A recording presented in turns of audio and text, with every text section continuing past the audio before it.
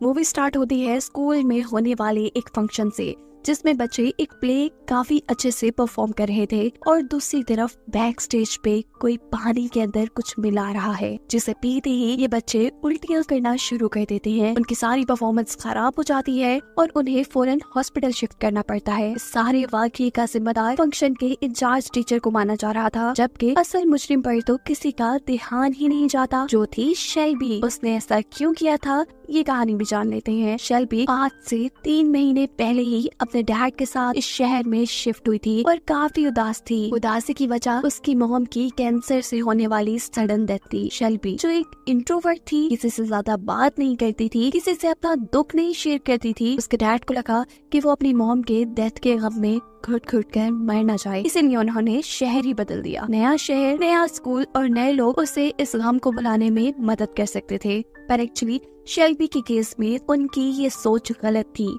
वो कभी भी लोगों से घुल मिल नहीं पाती थी और इस नए स्कूल में भी जब शरारती बच्चे उसका मजाक उड़ाते हैं तो वो अपने आप को कंट्रोल नहीं कर पाती और जोर से अपनी बुक उठाकर लड़की को मार देती है, जिसके रिजल्ट में टीचर उसे क्लास से निकाल देते हैं। हालांकि वो ये जानते थे कि बेशक शेल्बी का रिएक्शन गलत था, पर गलती दूसरे ग्रुप की ही थी। इसीलिए वो शेल्बी को कुछ देर बाद अपने ऑफिस में बुलाकर समझाने लगते हैं कि अगर ऐसे लोगों की बातों को हमने सीरियस लेना शुरू कर दिया तो हमारी जिंदगी तो काफी मुश्किल में पड़ सकती है। तुम्हें इन सब चीजों को इग्नोर करना चाहिए। वो शेल्बी की मॉम की डेथ के बारे में भी जानते थे। प्रोफेसर कहते हैं कि मुश्किल वक्त सब पर आता है, पर मुश्किल वक्त का कॉन्फिडेंस और बहादुरी से सामना करना पड़ता है। शेल्बी भी सबका कॉन्फिडेंस से मुकाबला करना चाहती थी, पर उसकी ये सारी सोच तभी हवा में उड़ जाती है जब प्रोफेसर के ऑफिस से निकलने पर वो शरारती बच्चे दोबारा उसका पीछा करने लग जाते हैं। वो भागकर घर आ जाती है। मूड खराब होने की वजह से उसके डैड उसे चीयर अप करने की कोशिश कर रहे थे, उसकी बचपन की तस्वीरें दिखाते हुए, जिन्हें देखकर वो एम्बैरस हो चुकी थी और इस सब में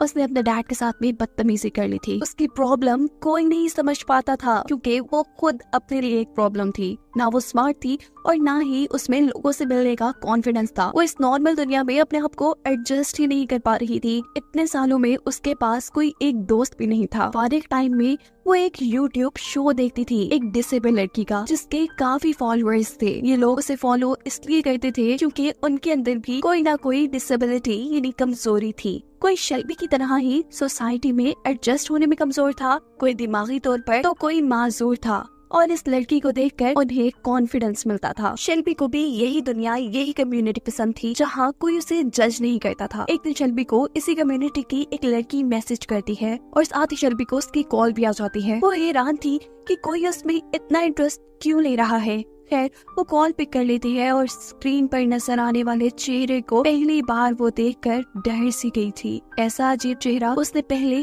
कभी नहीं देखा था। ये लड़की शेल्बी से बात करना चाहती थी, पर वो शेल्बी को अपना नाम नहीं बताती और कहती है कि मुझे बेस्टी कहकर पुकारना। शेल्बी को उससे बात करते हुए बिल्कुल हेजिटेशन नहीं हो रही थी, इसीलिए जल्द ही वो दोनों अच्छे दोस्त बन जाती है और शेल्बी अपना सारा वक्त इसी के साथ गुजारना शुरू कर देती है। बेस्टी शेल्बी का कॉन्फिडेंस बढ़ाने में बहुत मदद कर रही थी। शेल्बी उसके कहने पे एक नए लुक के साथ स्कूल जाती है, नया हेयर स्टाइल और थोड़ा सा ब्लंट मेकअप, जो उसका कॉन्फिडेंस बढ़ाने में उसकी मदद दे रहा था। यहाँ दोबारा जब शरारती ग्रुप उसे तंग करने की कोशिश करता है तो शेल्बी आज उन्हें अच्छा सबक सिखाती है। ऐसा करने के बाद उसे अंदर से खुशी महसूस हो रही थी, और क्योंकि ये सब बेस्टी की वजह से हो रहा था, इसीलिए बिना कुछ सोचे समझे अब शेल्बी ने बेस्टी की बातों को हुक्म की तरह मानना शुरू कर दिया था। बेस्टी शेल्बी से कहती है कि तुम्हें अपने डर को खत्म करना होगा, जिसके लिए मैं तुम्हें कुछ चैलेंजेस दूंगी। जैसे आज वो पहला चैलेंज उसे अपने डैड की कोई खास चीज चुराने को कहती है।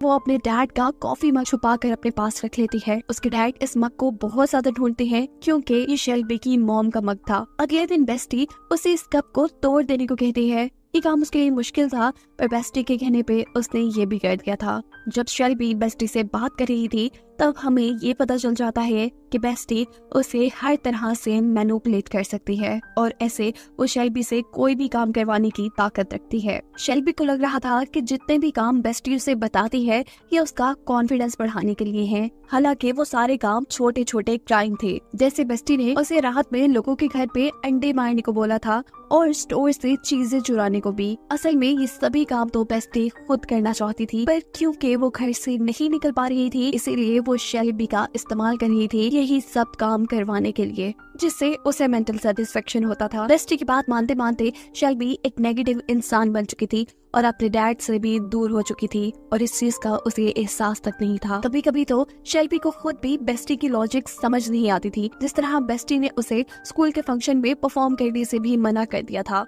और बेस्टी के ही कहने पर वो फंक्शन में होने वाले प्ले को खराब करने का प्लान करती है, ये सोचे बगैर कि अगर वो पकड़ी गई तो उसके साथ क्या क्या हो सकता है। वो इस प्ले में यूज होने वाले पानी के अंदर पॉइजन मिला देती है। ये वही सीन है जिसे हमने इस मूवी के शुरू में देखा था। ये सब करने के बाद वो काफी खुश थी और काफी एक्साइटेड थी। घर जाते हुए वो ये सोच रही थी कि जब वो बेस्टी को ये सारी चीजें बताएगी तो बेस्टी कितना खुश होगी उससे। शेल्बी बेस्टी के ही कहने पे हैलोवीन के दिन अपनी म्यूजिक टीचर के मरे हुए बच्चे जैसा ड्रेस पहनती है और जैसे उसकी मौत हुई थी वैसे ही वो अपने प्रोफेसर को एक्टिंग भी करके दिखाती है, जो देखते ही सभी लोग उससे नाराज हो चुके थे। तभी हैरान थे कि कोई इतना बेहस कैसे हो सकता है जितनी इस वक्त पे शेल्बी हो गई थी। इस सब की सजा में उसके डैड उसे बेसमेंट में बंद भी कर देते हैं, जहाँ से शेल्बी अपनी मॉम के लैपटॉप से दोबारा बेस्टी से कांटेक्ट करती है। यहाँ बेस्टी उसे मशवरा देती है कि तुम कुछ ऐसा करो जिससे तुम्हारे डैड तुम्हें यहाँ से निकालने पे मजबूर हो जाए। शेल्बी पूछती है क्या, और बेस्टी कहती है कि तुम अपना हाथ तोड़ दो। शेल्बी अपने आप को नुकसान नहीं पहुँचाना चाहती थी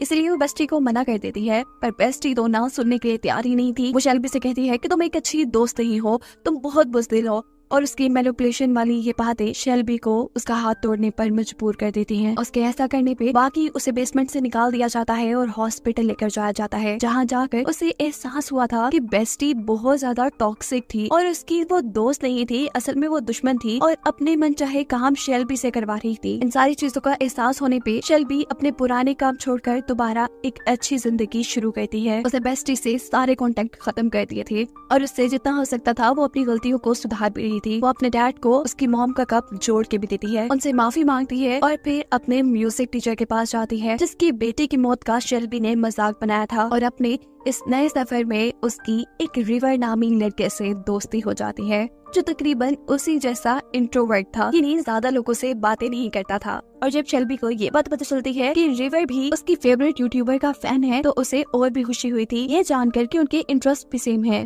खैर अब शेल्बी घर जाने वाली थी जब उसे मैसेज आता है कि तुमने जो स्कूल फंक्शन में किया वो मैं जानता हूँ और अगर तुम जेल नहीं जाना चाहती तो तुम मुझसे आकर मिलो। ये मैसेज शेल्बी को बहुत ज्यादा परेशान कर देता है। कोई उसे ब्लैकमेल कर रहा था। शेल्बी भी नहीं चाहती थी कि ये सच्चाई किसी के सामने आए, इसीलिए वो मैसेज में बताई गई जगह पर वक्त पर पहुंच जाती है, जहां उसे अपना दोस्त रिवर ही मिलता है जो उसे समझाता है कि मैं तुम्हें ब्लैकमेल नहीं कर रहा बल्कि मैं तो तुम्हें ये बताना चाह रहा था तुम्हारा राज मेरे पास सिक्योर है। अच्छा किया कि तुमने उस शरारती ग्रुप को सबक सिखाया, मैं भी उनसे काफी तंग था। वो यहाँ शेल्बी से अपने राज भी शेयर करता है और बताता है कि बचपन में उसे कोई बीमारी थी और उसे जिंदा रखने के लिए उसकी बॉडी के कुछ पार्ट्स रिमूव कर दिए गए। जब ये बात उन बच्चों को पता चली तो उन्होंने रिवर को भी बहुत बुली करना शुरू कर दिया और तब से वो रिवर को बिल्कुल पसंद नहीं थे। शेल्बी को भी अब ये जानकर खुशी हो रही थी कि फाइनली उसे एक ऐसा दोस्त मिल रहा था जो उससे उसकी दोस्ती के बदले में कुछ नहीं मांग रहा था। ये लोग काफी करीब आ जाते हैं। रिवर उसका काफी कॉन्फिडेंस बढ़ा चुका था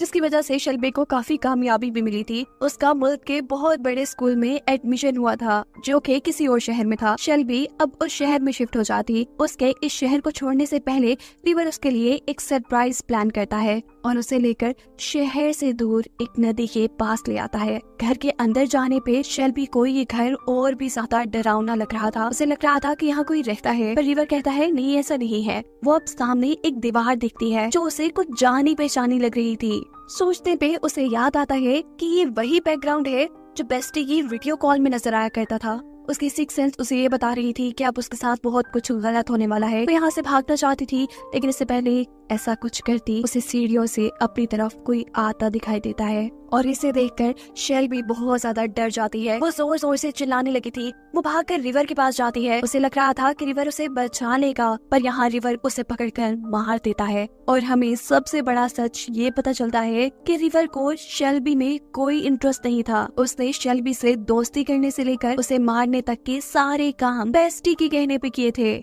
क्योंकि बेस्टी उसकी भी दोस्त थी। अब बात कर लेते हैं बेस्टी की। तो बेस्टी को एक साइकोलॉजिकल इशू था। वो दूसरों की खुशियाँ छीन कर अपने आप को खुश करती थी और दोस्ती के नाम पे दूसरों को अपना गुलाम बनाकर अपने सभी बुरे काम उनसे करवाया करती थी। और वो उन्हीं लोगों को शिकार बनाती थी जो कमजोर हो, जो उसकी बातें आसानी से मान ले। जैसे शेल्बी, ये लड़का शेल्बी को क्योंकि बेस्टी की सच्चाई समझ आ चुकी थी, इसीलिए उसने बेस्टी को छोड़ दिया। और ऐसा करने पर बेस्टी को गुस्सा आ गया, इसीलिए उसने एक प्लान के तहत रिवर को शेल्बी के पास भेजा और आखिर रिवर के हाथों शेल्बी को मरवा कर उसने अपने गुस्से की आग बुझाई। ये कहानी ही खत्म हो जाती है।